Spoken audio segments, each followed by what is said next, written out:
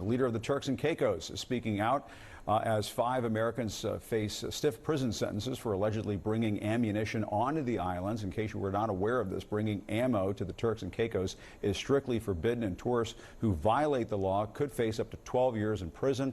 And several Americans have been caught up in this. Let's discuss now with Republican Congressman Josh Brecheen of Oklahoma. He's part of a bipartisan group of lawmakers who recently traveled to the Turks and Caicos to push for the release of those Americans. Congressman, thank you very much for being with us. Very important story. What's your reaction to what the Turks and Caicos leadership is saying right now?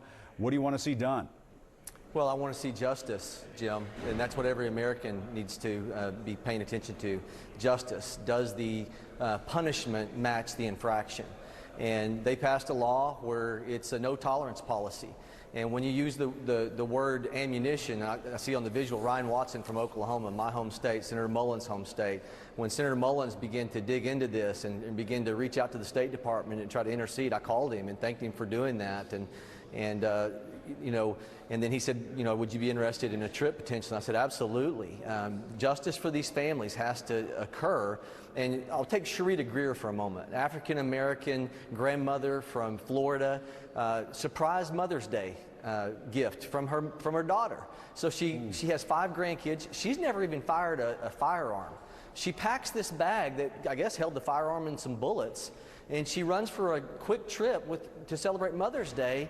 I mean, this woman is almost in tears. ABC's reporting on the conditions that she's, you know, dealt with. And it's right. Astounding. She's never even fired a firearm. She didn't know the bullets were in there. And when we use the word ammunition, let's make sure we're clear.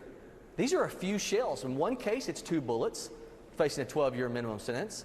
Incarceration. By the way, their prison system is sanctioned by the United Nations.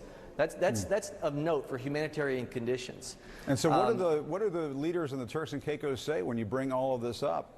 And I guess the other question that stands out is, why didn't the TSA detect some of these bags that had the guns and ammo in them? What happened there?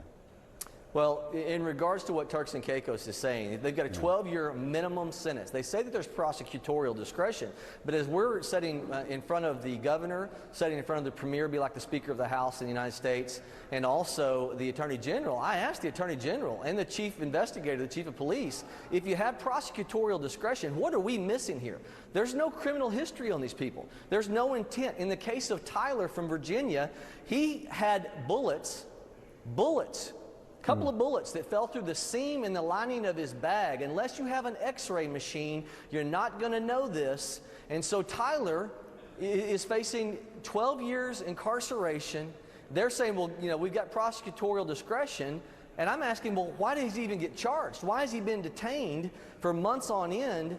And why did you even move forward with this if you have prosecutorial discretion? And then their second follow-up is, well, give us the opportunity for special circumstances for a judge to bring forth justice. The problem with that, Jim, is we have a U.S. citizen just a few months ago for the same type of infraction who spent 5 months in that prison that's been sanctioned by the UN. And so our contention is, and I said this to them, my goal was to step on their toes without messing up their shine, understanding they have a sovereign entity as a province to the UK. And we were speaking the truth and doing it diplomatically, but I reminded them 65% of their GDP is dependent upon tourism, of which 80% is from the United States. 75% of the investment of the hotels and villas is from the United States. And I said to them, 15 years ago, my wife and I celebrated our honeymoon 2 weeks here in your country. But if I was to tell my wife, based upon the story I heard from Tyler, a couple of bullets slipping through a seam that he never would have known about, that we would come back over here for an anniversary, I said, my message to my wife is, I don't know that we could pass that test.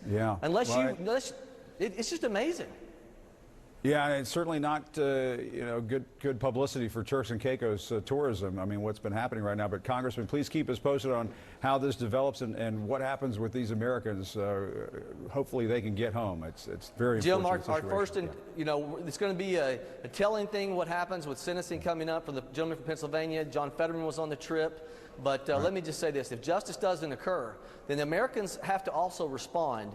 And we've said that diplomatically to Turks and Caicos. Every tool in our economic toolbox ought to be on the table here to make sure justice occurs. All right, Congressman, thanks.